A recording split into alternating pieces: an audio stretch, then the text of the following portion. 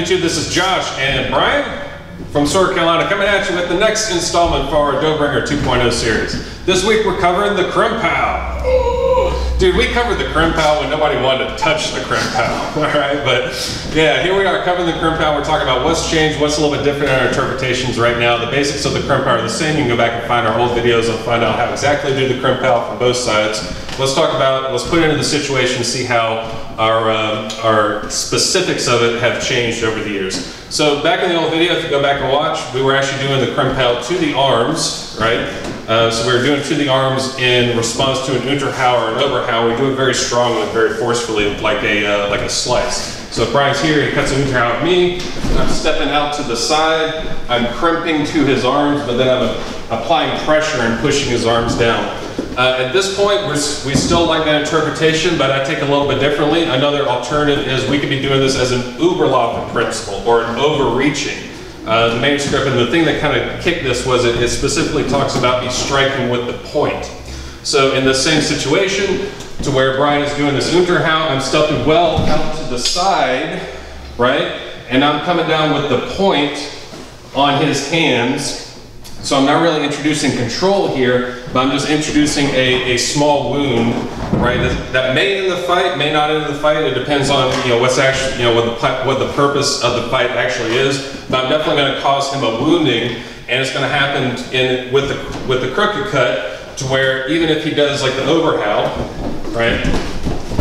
I'll be able to come down over his cross guard, even if the angle is a little bit different. So Brian stepped over there real quick. We're just going to exemplify how I'm going to step well out to the side and come down with the point. So he's going to come in with an Oberhau. I'm going to reach way out here, and even if he tries to travel after me, right, come over towards me, I've stepped so far out to the side that he can't really rotate around there with any kind of power or anything like that.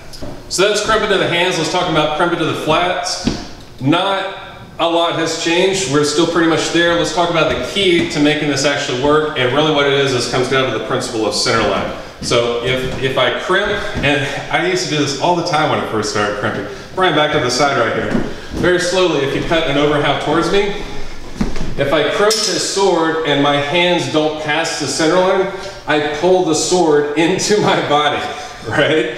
Okay, so the biggest thing that we really need to focus on right here is that when I'm crimping, okay, I'm actually making the sword come past this center line of my body to where Brian, you're here.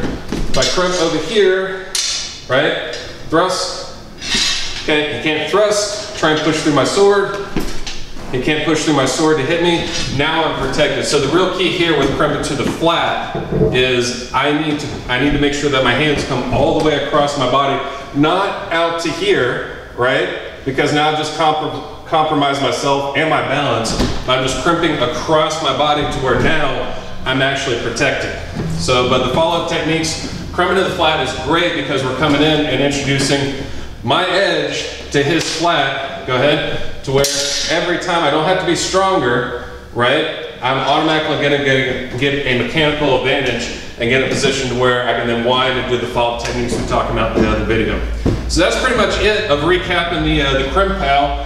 In this part, we come at you next time with the next part of the Krumphau, and we look forward to bringing that to you very soon.